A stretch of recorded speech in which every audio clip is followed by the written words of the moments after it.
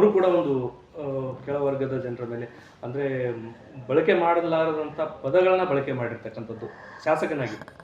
ಶಾಸಕನಾಗಿ ಅವನ ನಡವಳಿಕೆ ಸರಿ ಅದಲ್ಲ. ಬಿ ಜೆ ಪಿಯಲ್ಲಿ ಇಂಥ ಘಟನಾವಳಿಗಳು ನಡೀತಾನೆ ಇದ್ದಾವೆ. ಅಂಬೇಡ್ಕರ್ ಬಗ್ಗೆ ಅವಹೇಳನ ಮಾಡ್ತಕ್ಕಂಥದ್ದು, ಸಂವಿಧಾನ ಸುಟ್ಟು ಹಾಕ್ತಕ್ಕಂಥದ್ದು, ಇವು ಕೆಲವನ್ನ ಅವರು ಅರಗಿಸ್ಕೊಳ್ತಕ್ಕಂಥದ್ದು ಬಿ ಜೆ ಪಿ.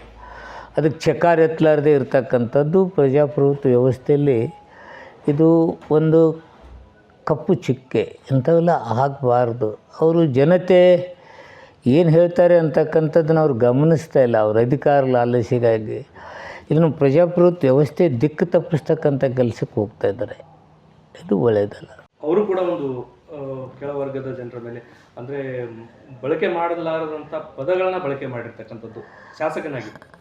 ಶಾಸಕನಾಗಿ ಅವನ ನಡವಳಿಕೆ ಸರಿ ಅದಲ್ಲ. ಬಿ ಜೆ ಪಿಯಲ್ಲಿ ಇಂಥ ಘಟನಾವಳಿಗಳು ನಡೀತಾನೆ ಇದ್ದಾವೆ. ಅಂಬೇಡ್ಕರ್ ಬಗ್ಗೆ ಅವಹೇಳನ ಮಾಡ್ತಕ್ಕಂಥದ್ದು, ಸಂವಿಧಾನ ಸುಟ್ಟು ಹಾಕ್ತಕ್ಕಂಥದ್ದು, ಇವು ಕೆಲವನ್ನ ಅವರು ಅರಗಿಸ್ಕೊಳ್ತಕ್ಕಂಥದ್ದು ಬಿ ಜೆ ಪಿ.